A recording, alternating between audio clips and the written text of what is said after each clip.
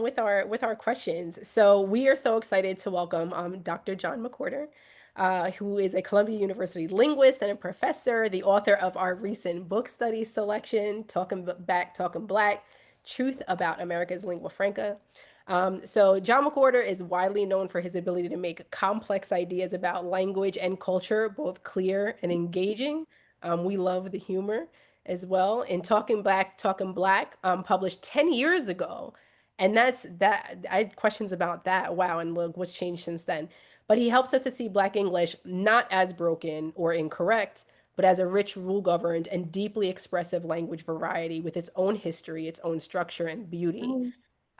His work challenges us to think differently about how language connects to identity, power, and belonging. It's something that we talk about a lot in our meetings. Beyond his academic work, Dr. McWhorter is also a regular opinion columnist for the New York Times, where he writes about language, culture, society, and race. He's been featured on NPR, PBS, CNN, The Atlantic, The Late Show with Stephen Colbert, Real Time with Bill Maher, among others. He's known for bringing a thoughtful, nuanced, and often controversial voice to public conversations about race, language, and culture. So for us as ESL and bilingual educators, this conversation is a chance to reflect on how we can affirm the linguistic diversity of our students, that our students bring into the classroom, and to think about the ways our teaching can challenge deficit views of language. So with much gratitude and tremendous humility, I want to introduce Dr. John McWhorter. So Thank welcome you, to Keon. our, Thank you. you're welcome to our humble group.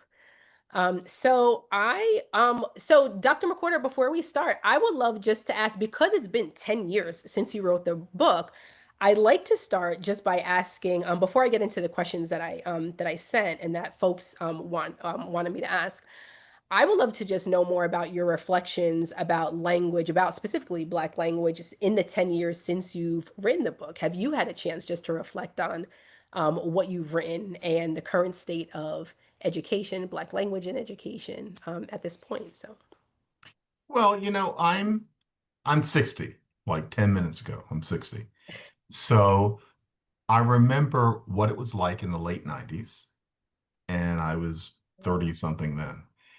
And the United States had no idea that there was something called quote unquote ebonics mhm. that was not just crap, but was coherent but alternate speech. I have seen over the past few decades that America does get that more. And so in 1996, nobody had any idea that she, your sister, or why you been done that, that was real speech.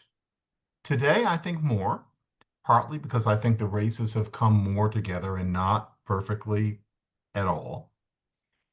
But even with Talking Back, Talking Black, that was a while ago. I was trying to write about how people are beginning to understand that to speak differently is not to speak wrong. And I Mm. fully believe that today, as opposed to in 96, young people get that. And I think it's partly because of what happened with the Oakland controversy. I think it's partly because of what's called blogs and then podcasts. And I think it's partly because of hip hop, where a whole generation now, too, have grown up listening to people speaking fluent Black English in their ears all the time and realizing that how incoherent could this be? So, Talking Back, Talking Black was basically meant to say, and it was very specific, please realize that if you validate the way Black people speak colloquially, your job is not to just say it's okay because they're Black and because Mm. if you don't like it, then you're a racist, but because it's cool, because it's complicated, because it's nuanced, because Black English is really hard. And I wanted to say that because, frankly, most of the academics who specialize in the dialect, and they are brilliant, they are they're better than me in many ways. but they often say, if you don't like it, you're a racist. I want to say, no, look at how cool it is. Look at how complex it is. And then you'll see. And, whether you're a racist or not, you can tell that Black English is as complicated as Standard English and often more. And so, really, that book, and I've written a bunch, but that book is kind of fake in that it really comes from one talk that I did in Portland, Oregon, where it was before lots of teachers. And I was saying, look at how it's complicated. Because so often it's, well, in Black English, you don't say desk, you say des. In Black English, you don't say she's my sister, you say she my sister. It's always Mhm. the less complicated. And so I could always tell as I got older, everybody's thinking it's not real language. And I thought, what about how it's harder? Because there's just as much of that you could share with the public. And I gave a talk in Portland. First time I went there, I bought some shoes. And I thought, everybody liked that so much. And so talking back, talking black was first that, the first chapter. And then frankly, I tacked on like some other chapters. But I wanted to show that Black English is complicated. And Mhm. here we are. Thank you so much. And I love that you say that and talk about that, about the complexity of language, because I think when people really reflect on it and even try to reproduce it, a lot of people can't do it correct, do it correctly. Because And it's hard. it Yeah. is. It is. And I think because of the misconception that it's just slang or buffoonery, they think that they can just throw together a bunch of words that are grammatically Some incorrect. shit, if I may. Exactly. Exactly, and that it's going to become Black English, and it's not. And so I think we all, in having our conversations, really appreciated that point in particular, that it wasn't just about looking at Black English from a deficit place of what it's missing. And what you said, the earlier research, that's what that talks about, is where there's the is it copula? Yes. Yes, The verb to be. Right. Like, Yeah. yeah, so all of it, so that it's not just about what it's missing, but that you gave us some very clear examples of the things that it adds that other languages It's complicated. don't Right. do. Yeah. Yeah. Yes, so thank you. So I'll jump into, and what I'll and I didn't I was just so excited and getting ahead of myself that I didn't just let everyone know who's participating. I have some questions that you already sent in that I'm going to ask John, and but if you have additional questions, just please use like the hand raising feature, or put them in the chat, and we could add on to the questions that we have as well, because I'm sure as we hear from Dr. McWhorter, there will be more questions that come up. So one of the first questions is, or the first question was, what current trends in Black English do you find most fascinating, and how do you see them impacting the influence of other languages on the future of American language and culture? Other languages, not much because we're dealing with English. Hmm. But in terms of the newer trends in Black English, a lot of it is, you know, there is a huge nexus between Black English and being gay. There's a gay slang. And so Black gay slang jumps into the mainstream, I hate to say it, but white discourse now in a way that it really didn't before. And so if you hear something like, something slays, that Hmm. starts with Black gay slang. Now you hear the whitest people in the world saying it. That's happened a lot over about the past 15, 20 years. It's now a standard conduit. And so white slang, if we can call it that, often starts as Black gay slang, which who would have thought that would have happened like 40 years ago, 30 years ago, even 20? But that. And so it goes on and on. It's not just slay is not just one word, but that's giving old lady. That's the new thing that kids are saying. Mhm. That's giving old lady. That Give also traces back to black gay slang. So there's this RuPaul thing where all of a sudden what RuPaul says, and I know that RuPaul is getting older, but that realm is going into what my white students from Scarsdale at Columbia say. And that's a new thing. So that. But other languages, not, no. I don't think anybody's going to be saying slay in China. But here, yes.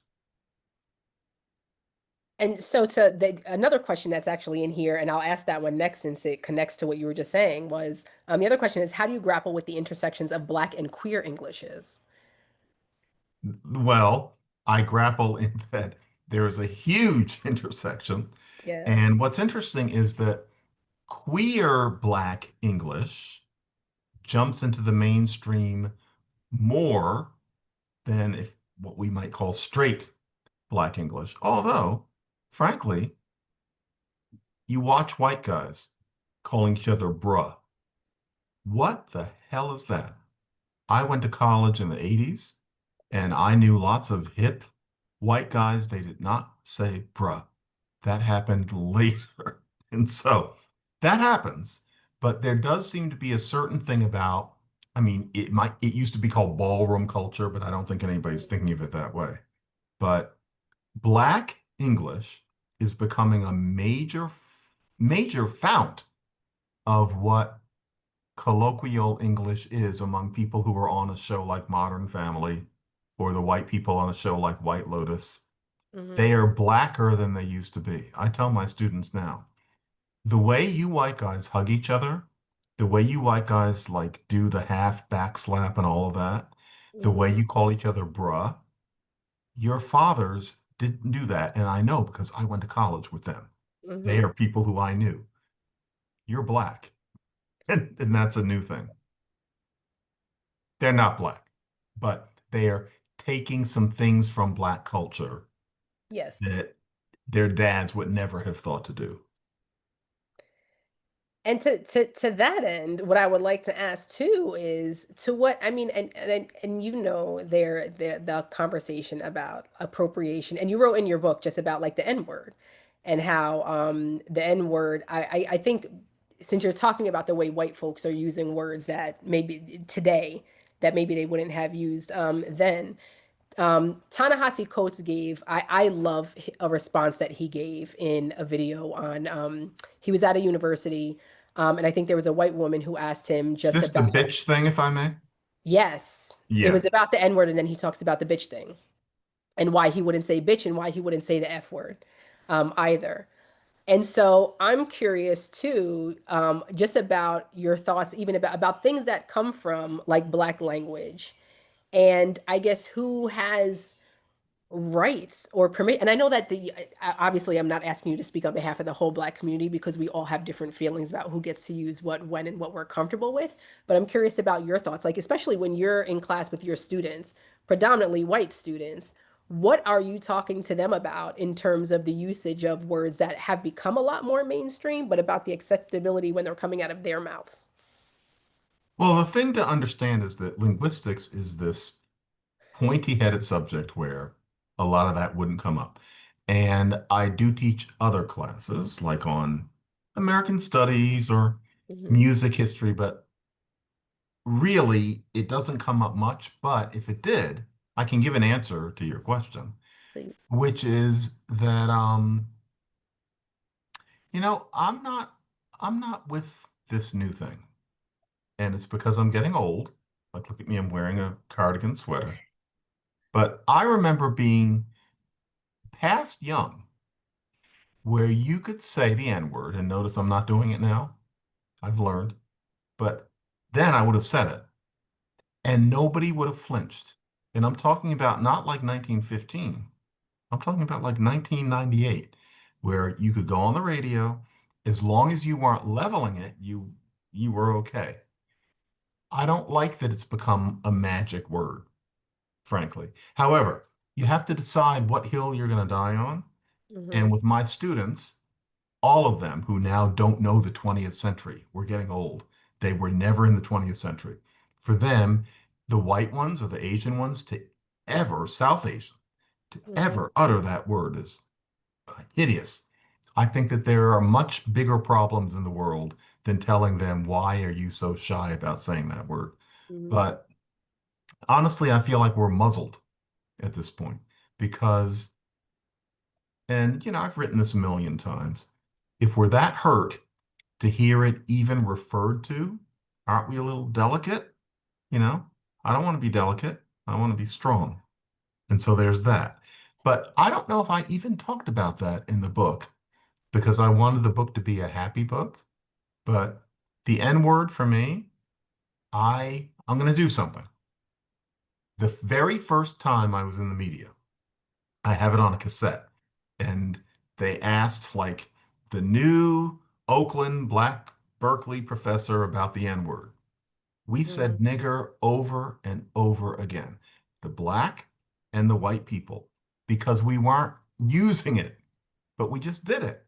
Now I listen to it. I've listened to it one time, and I thought, my God, from today's perspective, we sound like these horrible people. But this was like a hard left Pacifica network. So I'm old enough to say, get off of my lawn because I remember that, but you have Mhm. to exist in today. So I'm working with it. Hmm. Yeah, Thank you. sorry.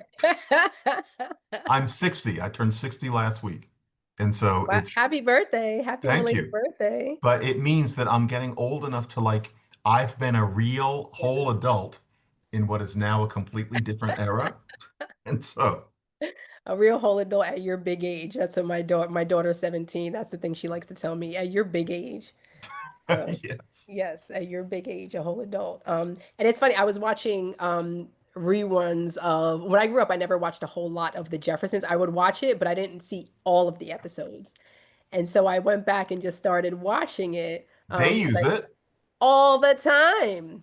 George Jefferson throws it around like nobody's business all the time. So to your point, yeah, Yes. just And as I wrote about recently, there was even a Klan episode where the white characters say the N-word all the time. Mhm, Over the pandemic, I like, what am I going to do?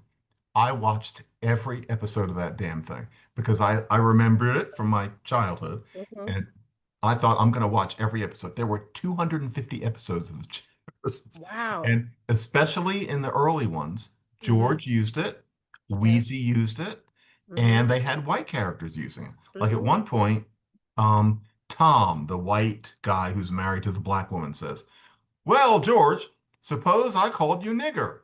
He just says that. Today, that would that would be this huge thing. I Yeah. remember seeing it back then, and I thought, well, there is that word, that. Hmm. So And I wonder if too, if even just to stay on that topic for a moment, if having that I'm in going to the stop saying show, that word. Go ahead. okay, we'll see. I'm gonna keep a tally. I wonder if though the benefit of doing it in that show is you're actually watching a real dialogue happen and watching someone ask a real question, whereas I think by just preventing and saying you're not allowed to say it on TV, to what extent does that then limit the broader understandings that people could possibly have if you allowed or were able to watch that dialogue happen and play itself out in a show that you're watching. Sure. So, I mean, back then, I remember watching the Klan episode where the mhm, white characters kept saying it with my best friend who was and is, I assume, still black. And we were watching it, we're 10, mhm, and we were cringing. It's like, oh, good God. But we mhm, were learning what those yeah, people were like. yeah, I would rather we had done that than mhm, had the Klan people saying, well, you tomcats or something. I yeah, would rather have known. And we were okay. We're both now 60, mhm, and we needed to hear how evil people can be. mhm, That was my feeling. But mhm, people may differ. yeah. My goodness, I have so many thoughts. I just want to let me get to some questions because I have so many just thought. Well, I'll just say my thought about that too. Is I appreciate that you make that point because I feel like even in today's political climate, Oh, with the current president.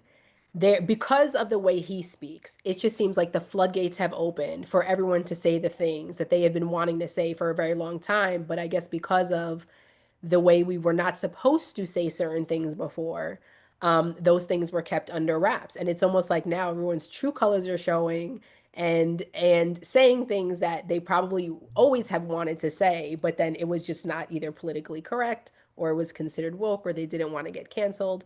And now there's all of the things that are being said. So I just think that that is, I guess, just having That is permission. that is real, but Kina, I Mhm. would push back in a very slight way, which is that Please. change happens, but it only Mhm. happens slowly. In that, Mhm.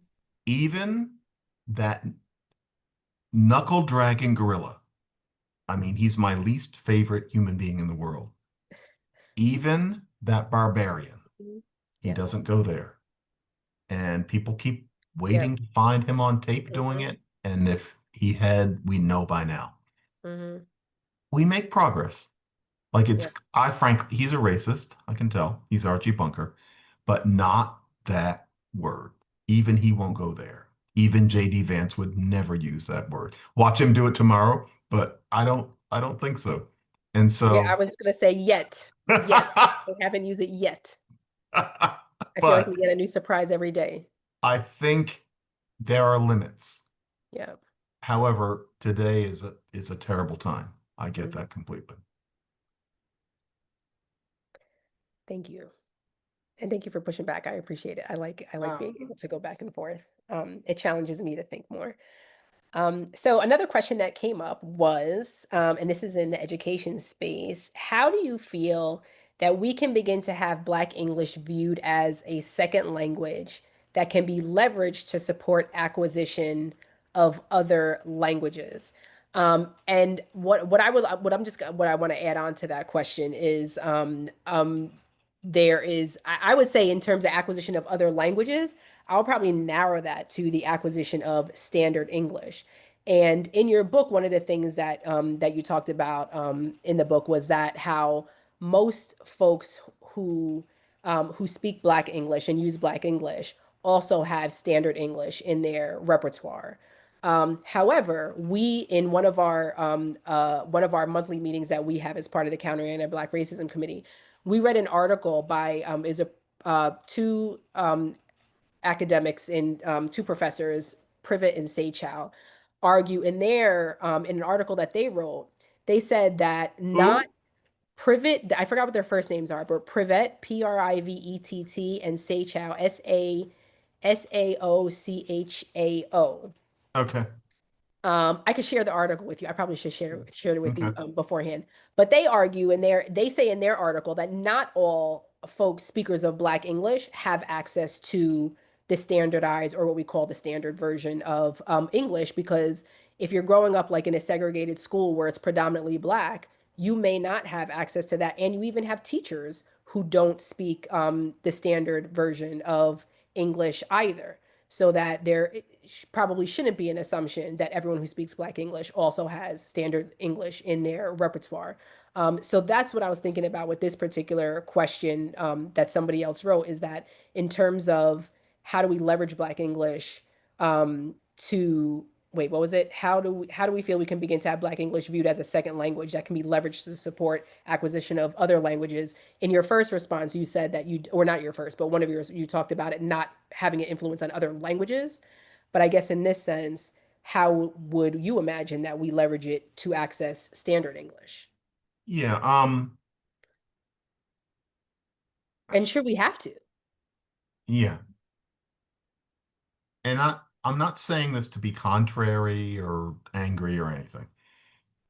I think that people exaggerate the extent to which standard English is denied even the most disadvantaged Black kids. And I'll say that even more now with the media. Yes, the home language is Black English. That's what they're most comfortable with. But do they not know the difference between isn't and ain't? Do they not know that, quote unquote, the real word for desk is desk? There is no evidence of that. They are bi-dialectal people. and Mhm. especially after the age of about 2. The grandmother in church who talks to them, they walk around, they watch the screen, they know what standard English is. And to be honest, if that weren't true, I would be all for this idea of using, you know, Black English as a transition. Like I agree with Jamaican patois, where Jamaican Mhm. patois is basically a different language than what we're speaking now. I get that. Mhm. But there isn't as much of a gulf with Black English. And I think, and now I know because I've raised kids. I say I've. It's at that point. They're not that small anymore. They are 10 and 13. Mhm. I taught both of them to read with a book based on phonics, both, because I wanted them to read quickly so that like I could sit and not have to take care of them as quickly as possible. Mhm. And so I taught them how to do CAT with Siegfried Engelmann's Teach Yourself How to Yourself, Teach Your Children How to Read in 100 Lessons. Just phonics.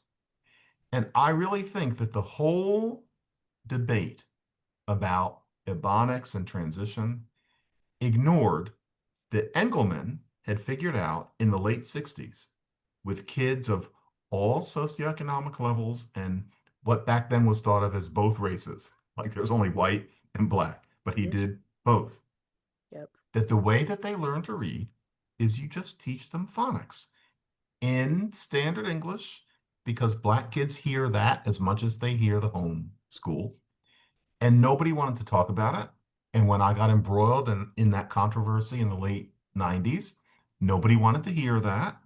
I had a couple of white school teachers tell me very sweetly, it's boring to teach students with phonics. We'd rather do it, in some more exciting way. I'm sorry, I loved both of them, but that's not good enough. Mhm. The way that you teach an American child how to read is to use phonics with standard English, and it works. Now, if what they really needed was Black English as a transition, I would be all over it because I am all over Black English in terms of how Okay. wonderful it is. Okay. But the science just says teach them to sound out words. Mhm. And we're seeing it now. Mississippi, worst state for reading ever for 400 years. Over the Wow. past 5 years, they've come on top. And a Mhm. lot of that is poor, very poor Black kids because of phonics. So that is like everybody, he's contrarian, he's Mhm. conservative. No, I'm just interested in what helps Black kids learn to read. Yeah. And I think it's that. That's my answer to that question. Thank you. I appreciate that. And I'm thinking, I think I need to remember the whole title of the article, but the article is, well, the article that I was Yeah, referencing I is, don't know them. I want to read okay. that. I'll send it to you. It's called, I think it says, Black English or, Black English is it's about like the point of the article, what they really are talking about is how Black English is translanguaging. And they Sure. argue in the article too, which will be part of, I'm gonna ask this next question, just about, This translanguaging. Right. Yeah. yes, they advocate more for translanguaging rather than code switching because of the what they talk more about the power dynamic of code switching. So and we had when we read the article in one of our meetings, we had this whole conversation too about the power dynamic with code You sh switching. you Okay, should know this please. translanguaging Uh-huh. to somebody like me who is exactly 60. I was Uh-huh. trained 30 years ago. I'm working on knowing what the heck that means because I thought there was just old code switching. And I think I understand what translanguaging is. It's based on respect for a multi-dialectal competence. Yes. But I already respected it. Mm-hmm. So I'm working on that. Anyway, go ahead. Yeah, and that's something that comes in our community in like the ESL multilingual bilingual community. Something that we talk about a lot is the translanguaging piece because it is. It's meant to be it's a political stance that says It we are is. honoring this one that in this one person you can be multilectal and multilingual and it doesn't mean that you're two separate people or three separate people living inside of I don't understand why it's bad that you were two separate people. Like I always thought that was cool. No? to be two. Well, I think, and this is, and then I'll ask this question. Oh, thank you so much, Amber. So Amber put it in the chat. It's Good. Black languaging is trans languaging. I will We not, read this. yes, we not just talk about it, we bout about it. And they write a lot of the article. They go back and forth between. I mean, they do a lot of trans languaging Oh, in the that, article. right. That Yes. Geneva Smitherman thing. Right. Yeah. Yes. So yes, Chelsea Privet and Karina Seychow, and I spelled her name wrong the first time. Um, so the question that comes up then is, does Dr. McWhorter believe that there is a need for code switching in academic or professional settings? If so, does code switching add to the stigmatization of Black English? What?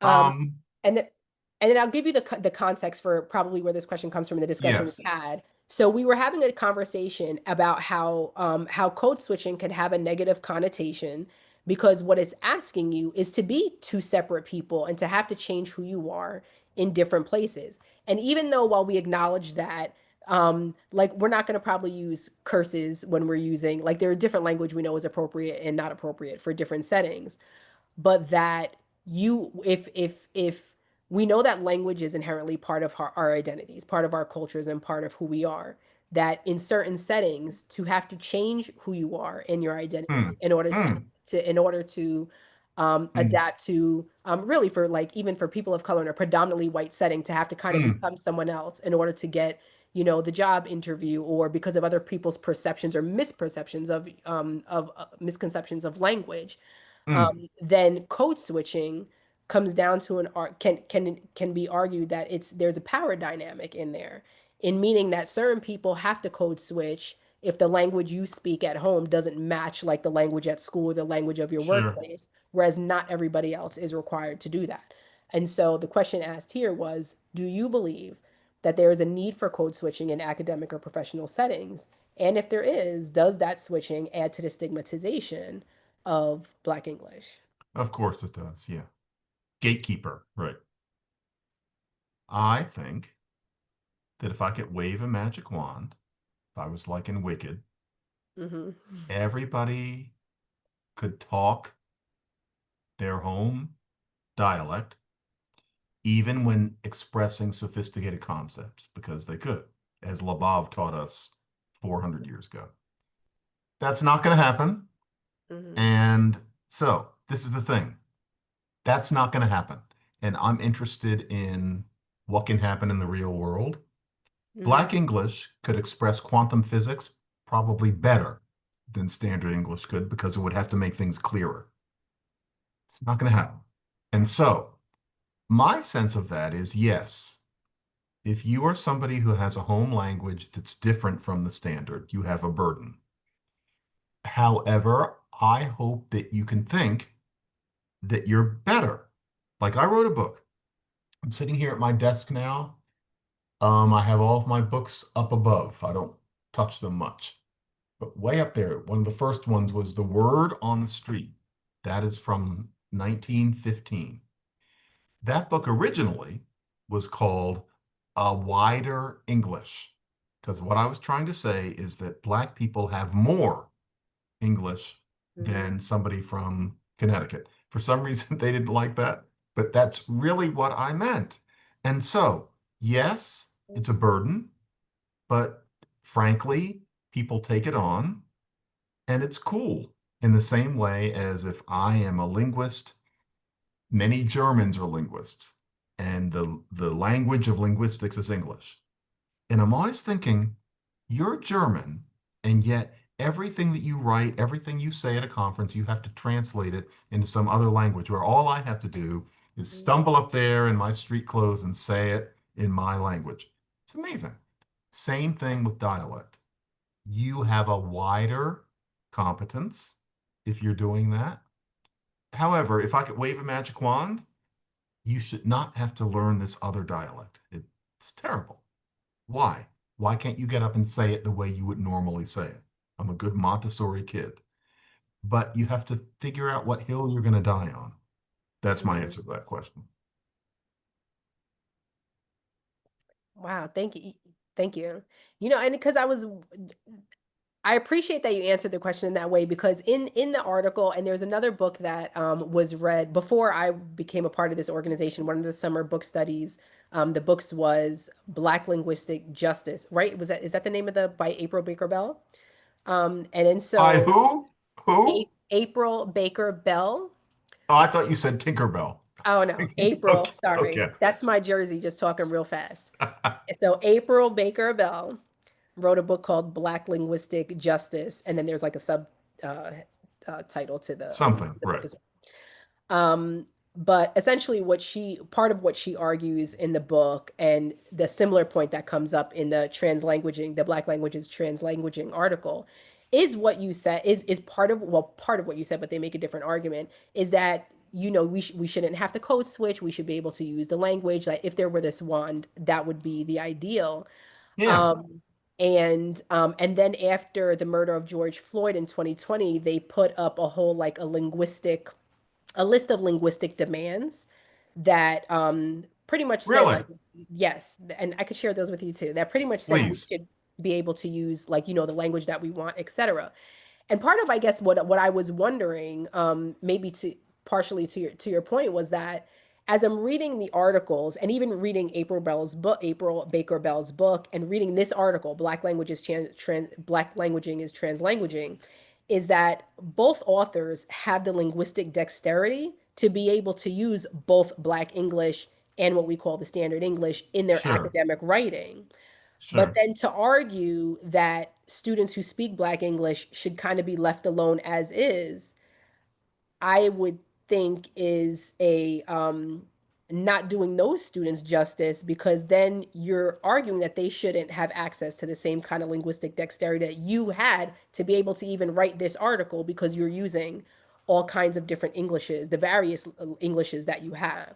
And so while on one hand, I appreciate the advocacy for the language, in the real world that we're living in, shouldn't students have that opportunity as well? And shouldn't we, if we're able to do that effectively, and ideally all teachers will be able to do that effectively, is teach kids how to develop proficiency or to have full proficiency in both languages? And to, I would even say it's not about not the opportunity. It's the obligation that yes, for everybody has to be able to do both. Yeah. sure. But the idea is not to suppress the home language because the home language is as good as this other code. But no, and not nobody should only because then you're going to work at a gas station. You have to Mhm. be able to do everything. Yeah. Well, thank you. So, so another question that I asked, and and this is my question actually, is Hmm. or one of mine. So, should Black English and other English dialects be included in language policy so that educators who both teach English and use English as a medium to teach are required to have some kind of linguistic training?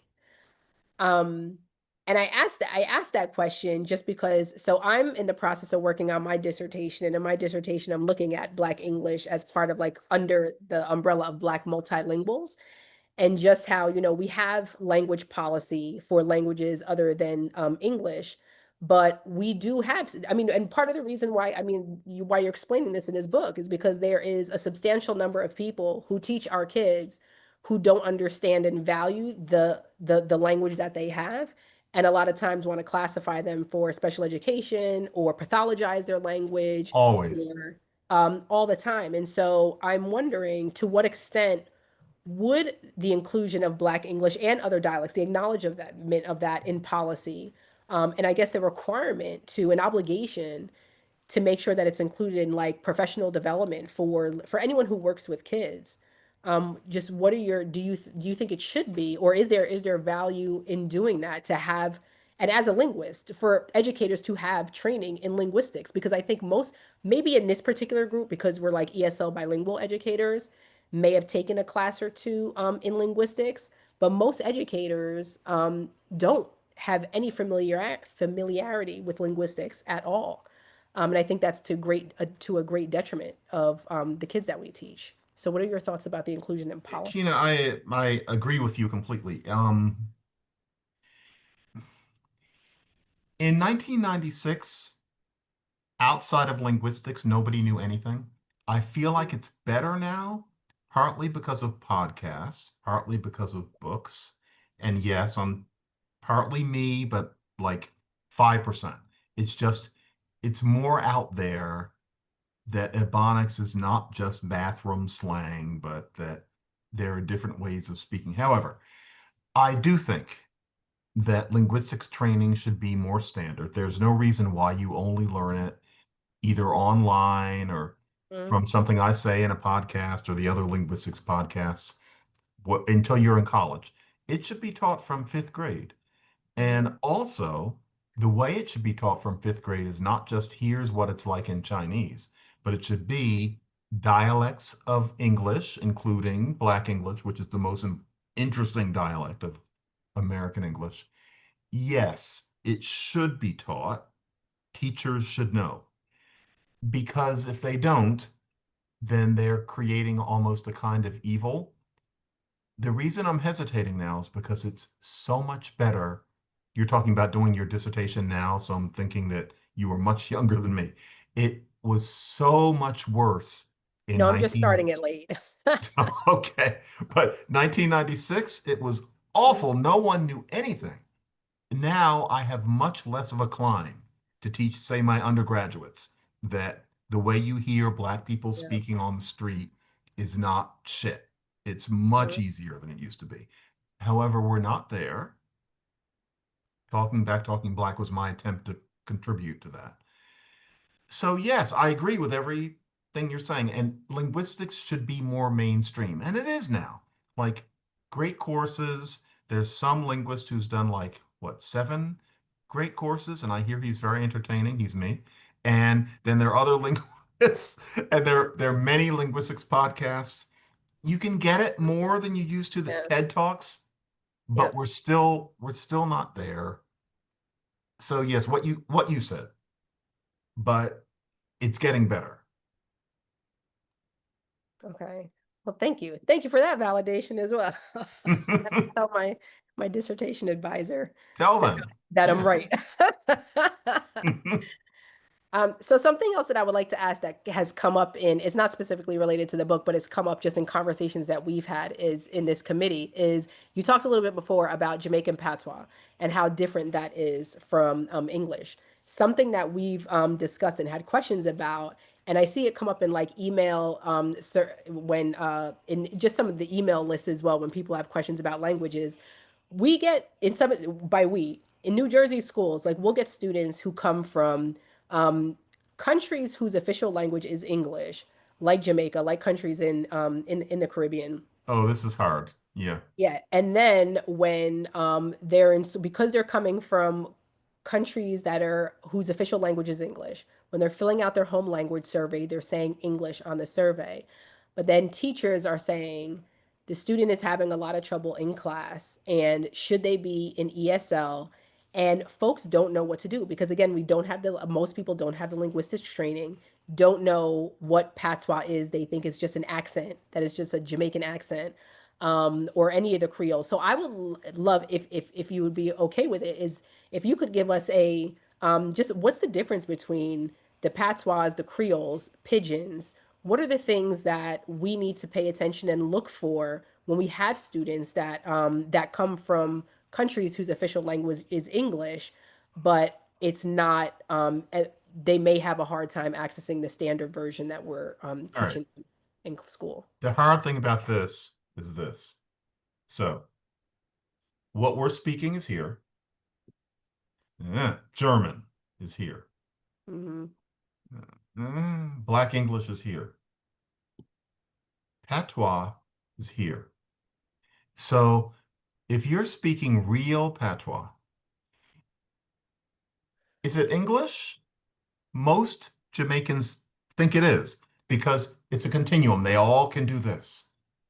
But if you're here, as in if you're an American, even a Black American, and you're in a cab and you listen and you can't understand anything that he's saying, it's because it's almost a different language.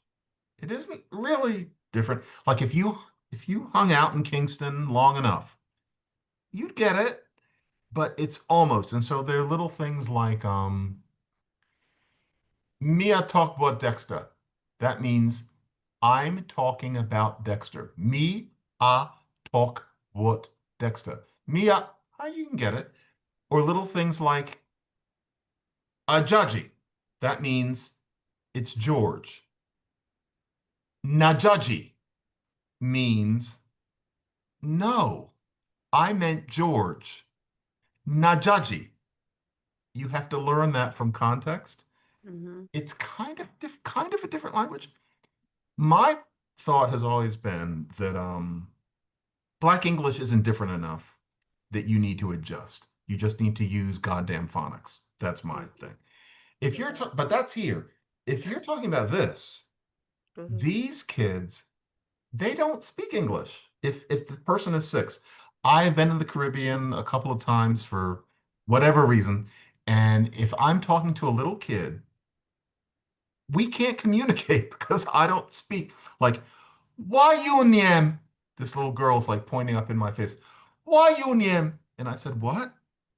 Why union? She's saying, what is your name? And oh. Okay, I can put it out on paper. She doesn't speak English. She was in Nicaragua. And so, yeah. So if you're in Haiti, you do not speak French. If you are we call it basilectal, that's the linguistics term. If you are a fluent patois speaker and you are not educated, you're not from, your parents aren't professors, you speak a different language. They need help. I fully agree with that. You know, it's it's not as different as Persian, but it's Hmm. different enough that you need that. Yeah. And there's a lot of movement about that in the Caribbean, partly in Jamaica, especially now, Hmm. and also in Guyana. There's a major movement. Hubert Devenish pushes it. A Guyanese Creole speaker speaks something that I cannot get a single word of if they speak it. It's a different language. Like not Hmm. that different, but different enough. So that's Kleins. It's all about Kleins. That's super helpful. Oh my goodness. And it's super helpful. And I feel like Hard. it's really hard. It is really hard to deter because there's certain language just in policy that talks about what we shouldn't, what we can and cannot do. And I think a lot of, again, if you don't know all the nuances of language or the difference between a pidgin, a Creole, a patois, what those actually are, then when someone puts English on their home language survey, then we wonder, are we doing the student like an injustice, or are we going against what their families are wanting if their family said that they speak English? Or do the families know that this is something that is going to be Yeah. a challenge in And school? that's the thing is that they often don't. Yeah. But like I kind of evaded your initial question. Yes, patois is a different language, Yes, you did. but mom might not know. And then that Yeah. gets really complicated. Yeah. Yeah. Yeah. So then would you mind just giving us a quick tutorial in the difference between patois, pigeons, and creoles? Oh, good God, it's completely different. And so you're in there and you're thinking, well, man, men. In patois, man them, man them, not Hmm. not them Hmm. men, man them. If you are in English, you say, my parents were walking down the street when? In patois, and no, I you should know, I don't speak patois. I know this from the page, but still, Hmm. my mother and father were walking down the street. So, mi mandem padem, we were walking down the street. You don't say we were walking down the street. You say we, or you might say us, but we binna walk down the street. Binna. That's not English. We don't say binna anything. Binna walk down the street. They do it completely differently. One Hmm. more. I am your father. Me, you papa. Not am, and it's not short for am because he is my father. Im, me papa. And you just have to know it's really Im, me papa. It's a different language. And then also one more. He is your father. He is in the garden. Im a you papa. If he's in the garden, im de a die Garten. De. They have different B's depending on whether it's you or whether it's where you are. It's different. That. Oh, Whereas in Black English, it's not that different. But with mhm. patois, it's a different system. A lot of it is African. So that. I've never given that out online, but that. Well, thank you. Thank you for doing it with us. So let me pause for a minute because I feel like I've just been on, and just pause to see if there are any other. I have another question, but to see is there anyone else who wants to either comment or ask a question or share just an insight or anything else as you've been listening? And please feel free just to unmute yourself. I'll be quiet just for a couple of seconds so you have space before I go on to my other question. They don't like me. It is not that at all. Not at all. Because we love the reading and we're so Hmm. looking forward to this. I think it is intimidating. It's intimidating because Do you know that I wrote that book really as a favor because the person who edited it mhm. needed some publicity for the publisher. And I was kind of at a loose end. And Uh-huh. she said, "Do you have anything?" And I said, "Well, I gave this talk." And she said, "Can you like do it?"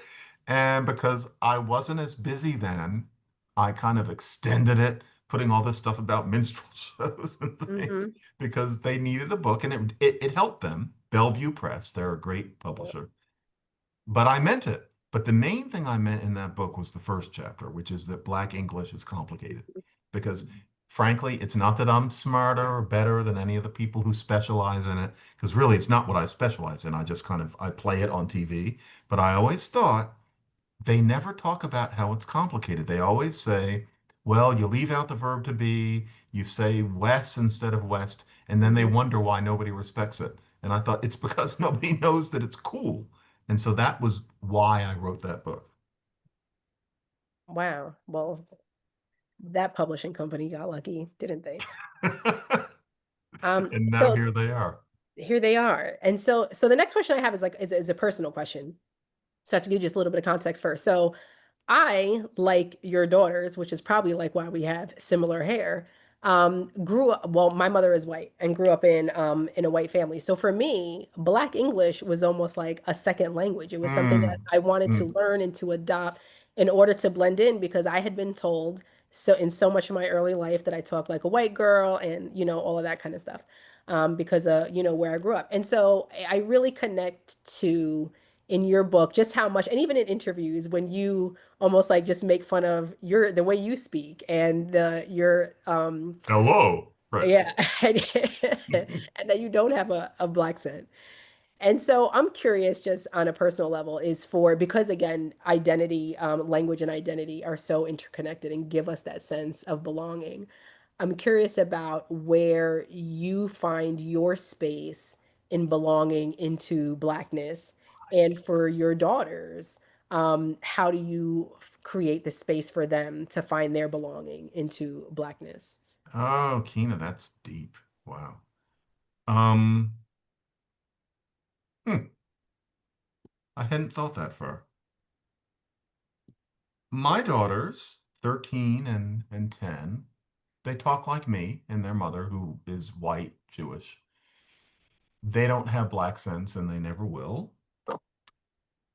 Um, they know that they're not white. Like they think of whiteness as something kind of to laugh at, but they're more mutts.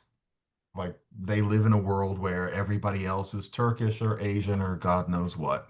I don't think that they identify strongly with blackness yet, although I've made sure, like really stuffing music down their throat, that they have a black sense of music, and that has worked.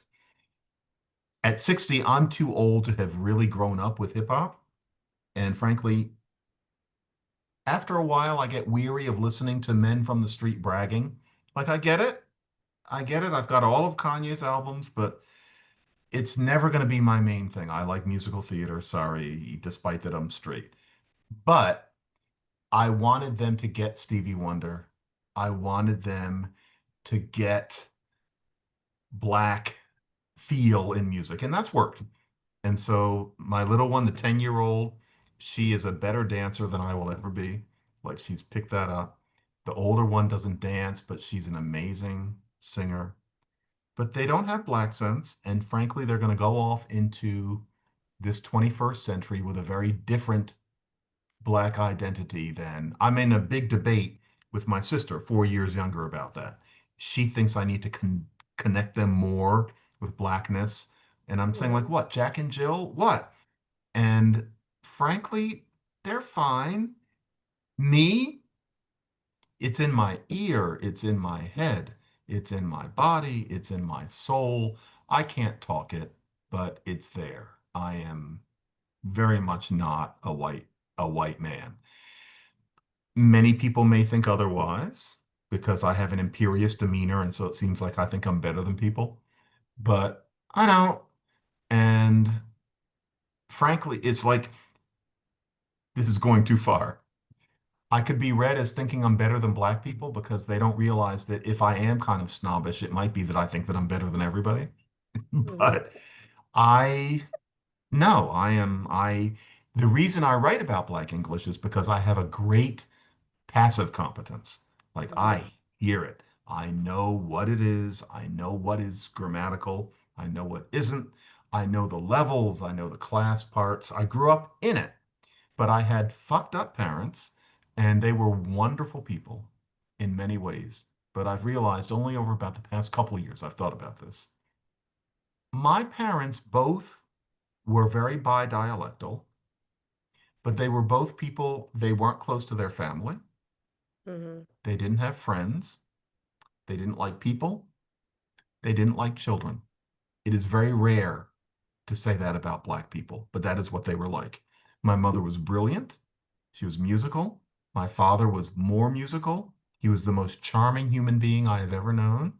He was also an alcoholic. So was my mother, kind of. They were not equipped to pass anything down to their kids. And I've realized now there's one person in the world who sounds exactly like me. And it's my sister, 4 years younger. We both talk like Mhm. this. It's this weird Jewish Montessori school kid dialect. And it's because mom and dad, because they couldn't help it, they didn't use the vernacular with their children. Like my mother would occasionally say, stand up. And I used to think, why are you saying stand up? Because she didn't do that with us much. She would get on the Mhm. phone with her family, and all of a sudden it's deep Southern Black English. But with us, it was always standard. And so we never picked it up from the people who we were closest to. Yeah. That's why. However, we couldn't help hearing it. Both of Mhm. us were friends with, we lived in a very integrated neighborhood, white and black.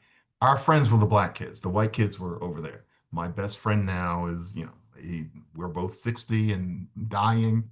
And, but he and I have known each other since 1969. And so we were around black kids, but my parents didn't talk to me. They didn't say stand up. They didn't say ain't no reason to whatever. They would only say that to other people. Mhm. So my competence is passive, which I'm sad about because it means that people think that I'm snobby when I'm only a little bit snobby, just a little, but not as much as it sounds like from the way I talk. So Mhm. but that also means that I am not going to say to Dolly and Vanessa, stand up. I'm not going to say ain't no reason why you, because that's not how I talk. So they Mhm. talk like me. But they have an identity. They know. And one of them in particular, and I've made sure that they know the diet. Like their mother is Jewish, it's all these bagels and things. Whereas for me, I always said chicken, like here, let's go to Popeyes. They fully get it. But no, they're not going to be black in the way that they would have been 50 years ago. So that is the meandering answer to all of that. They are black Jewish girls. One of them just had her bat mitzvah. And after the bat mitzvah, we went to Popeyes. So that is what They are. Wow. The healthy diet of soul food Oh, from I'm gonna kill them. Yeah.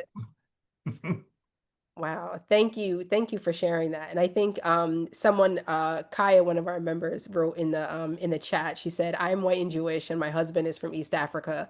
Our son Oh, identifies as black and Jewish, not white. So interesting. it's an identity. Yeah.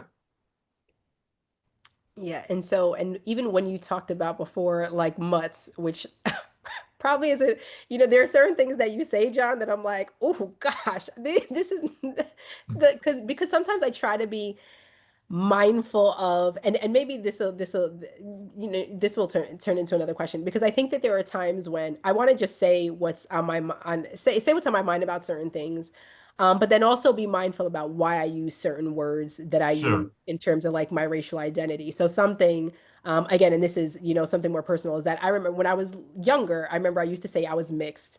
And I moved away from saying mixed because I was like, well, I'm not a glass of chocolate milk, because there's something about mixed that just sounds strange. And Yeah, then it that was, kind of went out in about 2000. Yeah. yeah, that was gone. But then it was like biracial, because I'm like, okay, I want to acknowledge my mother, that my mother is white and that my father is black. But then biracial I threw out too, because then I was like, well, but I'm not white and black. I'm black and Italian American, because nobody's gonna look at me. I mean, unless if they hear me on the phone, that might be a different story. But nobody's gonna look at me and mistake me for a white woman. No. And so, and I know that you've written extensively just about, language and the use of language and policing language and things like that. And so I wonder, like, to what extent is, when it comes to things like for me, there are elements of language that I find just important, as I even just on my own identity journey and language journey, as I'm trying to figure out what are the things that fit best for me. So like I don't want to be a mutt or mixed, or I want to be like I'm black. Now I use like black. And so I just wonder to, and not that you saying mutt is I it know just, what you mean. and so I just wonder, I guess, to what extent are where are the spaces where we should be, and maybe not even should, but where we might be just more conscientious of the language and the terminology, without it being overburdening to a point where we really can't have open dialogue and conversations, which again is something you talk about extensively, to the point where it stops conversation, but where we can still, I guess, embrace things that I guess feel right for us. Are you saying that, and I'm working on this for myself, translanguaging is better than mutt? Because mutt makes it sound like you're some kind of salad, whereas translanguaging sounds more unitary. This is a genuine question. Yeah, no, that's interesting. So I need to ponder that for a second. Uh, And maybe, well, maybe for, I think mutt would give me pause, because mutt to me is usually equated with animals. and also a little bit illegitimate, maybe. Like it's a little weird. Like it's not Yeah. a golden shepherd. What is it? A German shepherd. Nobody cares about them. Golden retriever. It's a mutt. Right. Oh, All right. I get that. And mongrel doesn't work either. But no. No, not Mongol. I No, think that sounds that's very horrible. eugenics. Yes. I think that my girls, I hate to say it, but they're just who they are. As Yeah. in, Yeah. they are many Yeah. things. And they all kind of cross current. Like Hmm. bat mitzvah, Dolly, my nickname for her, Dahlia does all this stuff, but Daddy went to Montessori schools, which in Philadelphia were predominantly Jewish. So Daddy is a linguist, and so Daddy likes Hebrew. So Daddy can help teach her all that Hebrew stuff. And so it's all together. It's not like I'm this alien person watching her do this weird thing. I'm in there. I'm like, Dolly, say that word that way. That's just a chance thing about me. Yeah. But I think I don't mean mutt in the way that you're thinking. I mean modern hybrid. No, no, that doesn't work either. Modern, multi heritage, modern, multi-heritage American young person. Is that better? Mm. And and No, at because your age, you're it's too talking about long. that cusp where it went from mixed kid, which I remember, Yeah. and it was like this tragedy, and the mixed kid has to figure out like who they belong to, and then it becomes biracial in like 2000. But even Hmm. that, it's like you're two things as opposed to one thing, right? Yeah. Yeah. Yeah. The first time I heard biracial, I thought, bi what? And then I thought, oh, Mhm. so that's the new mixed. And then I thought, okay, that's better than mixed. But now here we are 25 years later. No, I get that. I get that completely. The mixed Yeah. kid, I remember that. Yeah. Yeah. Mixed. That was a mixed for a while. Not anymore. And it was a problem. Right. So in the comments, Mary wrote, "Wouldn't it be wonderful if we were able to explore all the parts of themselves and all the parts were celebrated?" Yes, that would be. That So would be great. I am it's 8:13. I want to be mindful of time because we have 17 minutes. So what I would love to do is something that whenever we have our meetings, John, typically the way we close out our meetings, and it takes a little bit of time. That's why I guess we'll start now because we have 17 minutes left. I can tell It what this is going to be. Go ahead. we what is it gonna be? It's going to be everybody goes around and what? Yes, it is. It's Yeah. everyone goes around, and typically we share something that was a new learning, a takeaway for us, something that particularly resonated, and we always do a gratitude checkout. And so we say we're thankful for something as well, which is just important, period. You mean like Um, just what you're thankful for in general?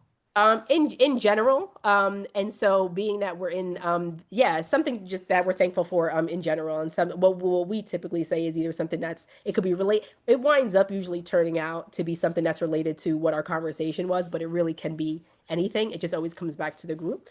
Hmm. So what I put in the chat was I just put an order for everyone, just so we all know where who's going when. So Dr. Nurika, you're gonna start us off. And so just think about as I'm reading the rest of the name, just think about what it is that you want to share. Then Amber, Dr. C, Bernadine, G Campbell, G Camp. I'm so sorry that I don't know what your first. I want to say was it Gina? Gloria. Gloria. So Close. you know what? And I shouldn't have guessed. Gloria. No, it's okay. Evie, Kaya, then Mary, Rana, Emily, and then I will go, and then Kathy, our executive director, will close us out. But before that, I would also love to hear from you, John. So, John, you can and actually you'll have the last word because you're our guest. So after Kathy goes, then you'll have the last word and close us out. So, Dr. Nudik, Ina, I'm yes, going to do something. please. And it has nothing to do with any gesture to the group, but I'm somebody who is at an age where especially men have trouble sleeping through the night, and I don't like getting medical advice because it makes me feel mortal. So I'm sleepy, and for that reason, I'm going to yawn. However, it doesn't mean that I'm bored or disrespectful, but I'm going to do it right now. Are you ready? Yes, we're ready. Thank you for thank you for the warning and thanks for covering. Well, I was gonna say thanks for covering your mouth, but never mind. I didn't. So, No, all you right, here started we to. go. You started to. Um, all right, so Dr. Nurika, Yeah. can you start us off, please? Yes. So I am Nurka Nieves. Some people call me Norka, which is fine as well. I want to say that I really enjoyed hearing you and your experience with Black English, with the linguistic portion, and also with your personal experience with the language, because it is a language. And I am grateful for your time and also for giving us this opportunity to discuss this very important topic because you've been very helpful for me as well to understand the importance of valuing language and validating the identity where it's not by anything, it's one. And so I really appreciate that and also for sharing the experiences that your children are having. And so thank you. Thank you, Nurka.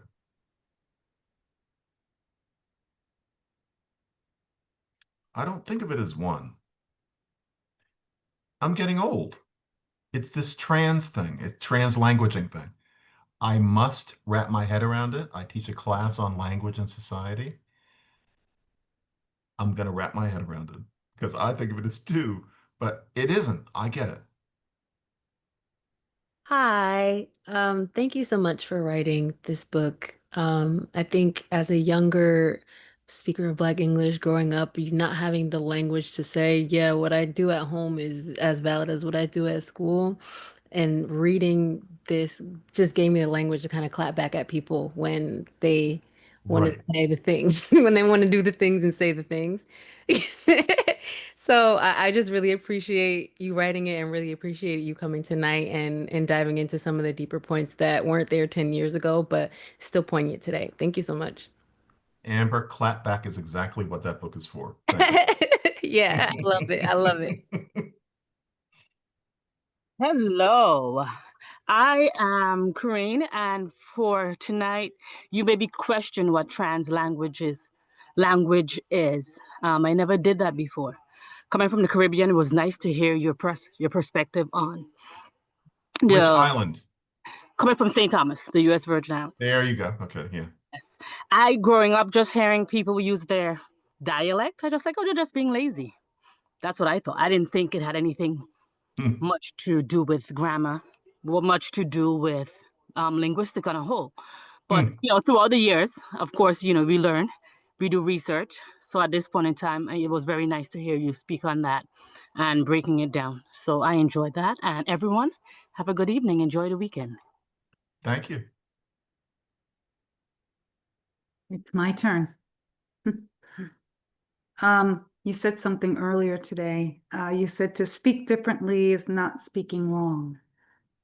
And I really appreciate you saying that because it's something that I have dealt with most of my life. And being in this group since when did we start? September, was it? No, July.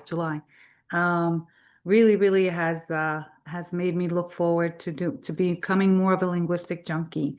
And by the way, Mr. McWhorter, you published a book with John Benjamin's Publishing back in the 90s in the Pigeons and Creole language series. And I was working for them, so I had the privilege to travel quite a You bit. mean that anthology of articles?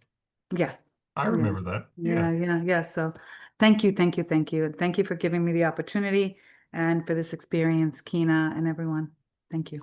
My pleasure. You know how sometimes somebody pretends they're not looking at their phone? I got a text and it might be from one of my kids. Hold on. Nope. Okay.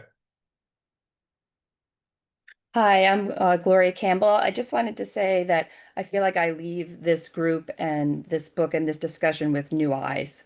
I have new eyes and a new comfort level that I feel like I could go back to school and to work with my colleagues and feel more comfortable talking about this and even have a broader knowledge base and understanding. So I'm thankful for that. Gloria, what's that painting behind you? Oh gosh, where behind me? What is that thing? Plants. I love plants. Is it a painting or is it just a No, window with some plants?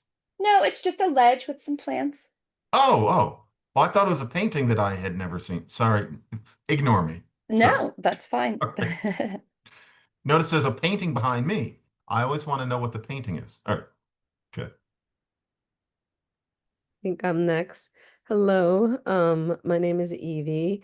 Um, I'm grateful that this book exists because it ties in language with identity. And part of the reason why I wanted to join this group because um, I'm an Afro-Latina, and sometimes my blackness has always been put into question. So I always felt like I needed to use the Black English to sort of prove my authenticity. So I like Hmm. the way of like how your language is tied to your identity and how people view you based upon the language that you use, and that two things can exist at the same time, right? So Exactly. I was Yeah. thinking about like what Kina said, that she considers herself a Black Italian American, right? And the other day, somebody was like, "Oh, you're Black and Cuban." I said, "No, I'm a Afro Cuban American." So I always have to stress that those two things is 100% this and it's 100% that. And, I don't have to, like use my my heritage speaking Spanish, it doesn't take away from my Blackness. And using Black American English doesn't take away from my Cuban identity either. Evie, I hear you completely, but this is a new paradigm where you're saying it doesn't take away from. I never thought it did, but I can tell that many people did, right? And so they thought that the things didn't go together. Is that it? Okay.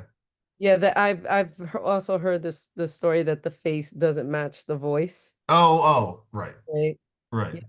I work in education and in a predominant like 90% Hispanic area, and I was speaking Spanish to a student and he But really, they're not expecting it, right? yeah, he really gasped. He's like, All right, that helped me. All right. It's one person. It's this translanguaging thing that I'm trying to understand. All right, I get how that would have felt. Okay. You're one person with many things. I get that. Evie, what are you in front of? what am I in front of? What is behind you? This is my bedroom. This is my headboard. Okay. It's the only place I could have like peace and quiet. There's all these It things. looked like it was this this vestibule full of things. Oh, it's just a headboard. Okay. It's just my Sorry. headboard. It's okay. Thank you, Evie. So I'm going to read, Kaya is next. I'm going to read her. Kaya wrote hers in the comments, so I'll just read it out loud. Kaya said, I'm typing in the chat because it's very noisy where I am right now. Thank you so much for sharing with us today. I'm so appreciative of these conversations, especially for me, hearing about the experiences of your daughters. I learned so much about Black English, and I'm looking forward to continuing to learn. Thanks, Kaya. Thank you, Kaya. Mary, you are up. Hi, how are you tonight? Thank you so much for coming. I have really enjoyed this group. Keena is just wonderful. I have to tell you, I've learned so much these past couple of years we've been in the group. And you, Dr. McWhorter, are just wonderful. I could listen to you talk all night. And I just want to say that I have come to the point in my life too, where I've come to let other people define who they were to me. I try not to look at other people and say, you're this or you're that. I'll ask the person, well, who are you? Can you tell me about yourself? And that's what I always want to do. So when you're talking about your daughters having this or that, or this talent and that talent and exploring different parts of themselves, I think that's fabulous. I really, really do. And I hope that we all can look at other people and let them define themselves to us, because I think that's really important. So, Mary, yes, can I ask you a question that's like a tiny bit much, but sure, I'm doing something as a linguist. sure. Ohio, Rochester, where are you from? Philadelphia, well, actually, Jersey, over the bridge. Oh, you're from where I'm from. Where are you from? I'm from Philly. I'm Okay. I'm over the other side of the bridge. Like over in Jersey. Yeah, like Marlton. I was doing your vowels. You were? What were you Yeah. doing to them? I was listening to see if I still had it. And I Oh, was thinking, where is she from? You didn't say the words that I would have needed for oh. for What Delphi. words? What words do you need? Well, how do you say, well, if I say it, then you're going to say it differently, but Okay. say, I know how to speak German. I know how to speak German. Now say one more thing. One more thing. Oh, It was a lousy day. it was a lousy day. There it is. All right. There. I say it that way too. It's You just got the owl, lousy? yeah, it's the Delco. Right. I listened to you say a different vowel and I was just thinking, Oh, all no. right. So Yeah. And one other thing I want to say, as we get older, I'm speaking to you as more contemporary. We know that our parents are screwed up, but we love them anyway. oh God. Right? My parents were both really difficult people, Mm-hmm. but I love them. Yeah, Yeah. of course. Yeah. We understand them better, don't we? Because we're not perfect either. Oh, Yeah. no, far from it. Yeah, you're absolutely right. Mm-hmm. my mother was not easy to love, but Mhm. I have the feeling. Of And with my course. father, he was worse than her, but he was so charming and so clueless that, my heart sings to think of him. Yeah, that's Good. because they're our parents. Good. I'm glad to Yeah. hear. Yeah. Thank you. Sorry to analyze you. Thank Oh, you. no, that's okay.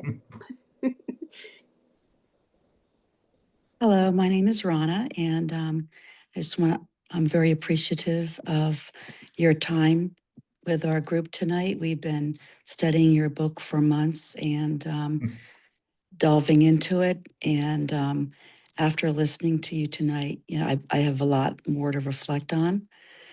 And I'm just happy to learn more about Black English and how we can serve our students better. Thank you. That's what's important. Mm-hmm. Like, Agree. whatever it is about Black English, it's Mm-hmm. how to create some kind of justice. Thank you, Rona. Mm-hmm. Yeah, Have a great evening. you too. Thank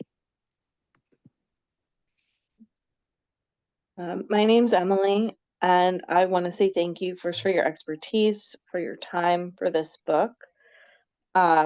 Several years ago, I did a very I did a master's thesis that I now know is quite misguided, but I didn't have the language then that I have now. And so I'm grateful for your book for giving that to me and for all of your hard work and just for the space, the opportunity to learn, to do better, to know better. So thank you. What was wrong with the MA thesis? I did it in pursuit of defense for my students who were kind of treated as less than because they were speaking what I now understand to be Black English. And I was kind of trying to defend them. I said, well, we need to give them a space for code switching. And I now realize that that is not all they need. And that it's more of a translanguaging than it is a code switching. And that there are just more layers. That there are more layers that I wasn't prepared for. I knew you were going to say that. I have to learn what this is because I can tell that it's real, but it's not what I was raised on. And my sense is, yes, code switch. It's two things. It's not just one, but I can tell I'm wrong. So I'm glad you said that. Different is not always wrong, though. You're operating on information that you have, and now you have more. So we can continue the operation. Thank you. Translanguage. Thank you. Yeah, so I'll have to send you the link to the book to Ophelia Garcia's book about translanguaging. She's the You one. please do, I will. because I'm getting stupider every I year, will. and I don't know what this is. No, yeah, so I'll send that to you.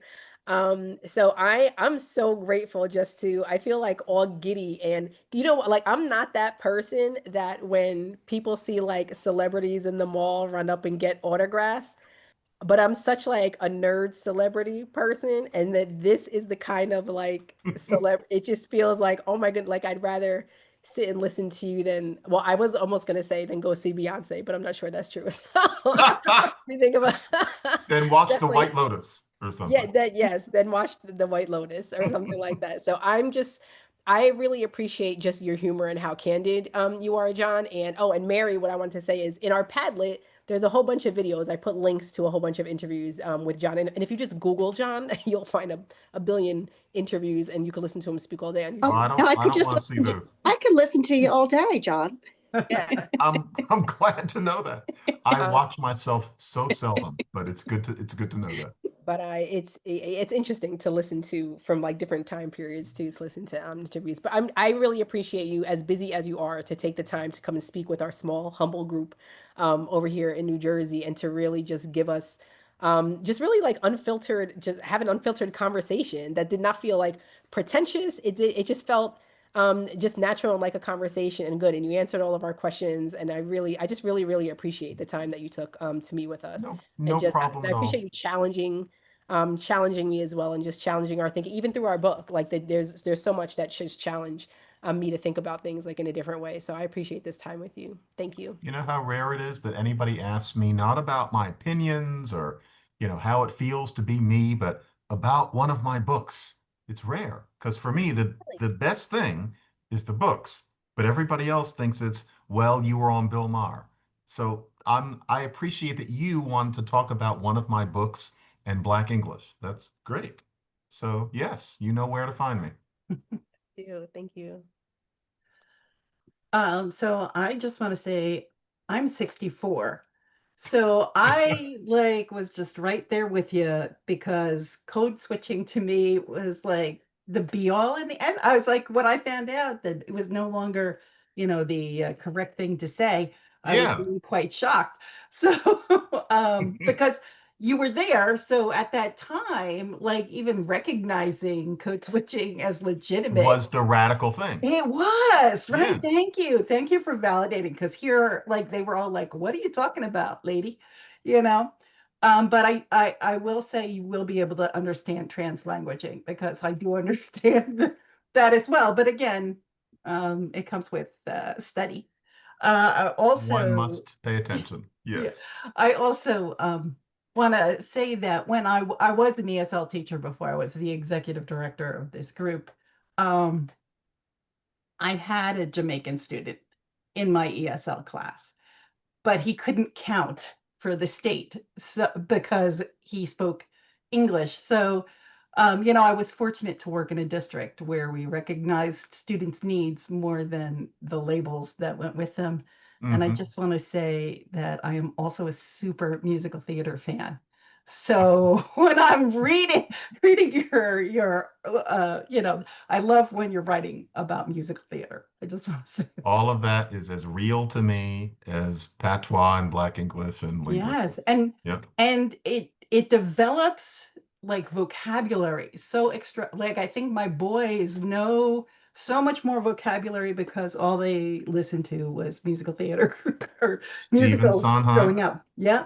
and my daughter, who looks like Kina, she is a great cabaret singer. She's learning all sorts of words from those old weird songs. Yep. Yes. Yes. Exactly. Yes. Exactly. So thank you very much for joining us this evening. We really Thank you, Kathleen. appreciate you taking the time. No problem. Is this the awkward part? This is the awkward part, John, where you get the last word as our guest. So it's all Folks, you. this was fun. I like talking about my books. It's great to talk about Black English, especially where the question becomes essentially, why don't you speak it if you like it so much? That's a huge question. And it was fun answering that.